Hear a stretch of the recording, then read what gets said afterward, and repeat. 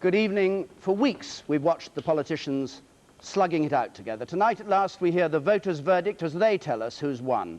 If the opinion polls through this campaign are borne out tonight, we're likely to see one of the biggest political upsets since the Tories were swept out of office in 1945. It is, at any rate, going to be a very, very exciting political night. We are already at all the places that matter. The Count at Sedgefield for Tony Blair, his Labour club, with the Tories in Huntingdon, with the Liberal Democrats in Yeovil. We'll be following the party leaders, we'll be at the party headquarters, we'll be at the key marginal seats where the battles are being fought and people are discovering whether they've lost or won.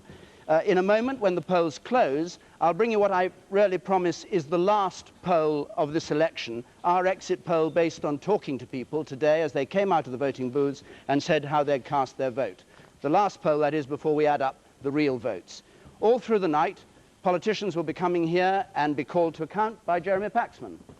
Yes, over the next 18 hours we shall have a succession of victors, vanquished and walking wounded up here to explain what went right, what went wrong and what happens now in their respective parties. We'll be joined in a moment by Michael Portillo, with us already Neil Kinnock and David Steele.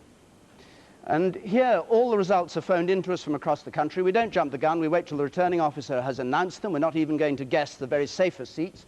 And when the facts are marshalled, they're given to Peter Snow, who will illustrate what's happened on the battlefield. Yes, David, and we'll be illustrating this battle for power in a more adventurous and inventive way than we've ever done before. Now, of course, the battle will be won or lost in these key battleground seats, all blue in the last Parliament, Conservatives defending themselves against Labour, the Liberal Democrats, the Scottish Nationalists, the Welsh Nationalists, and so on.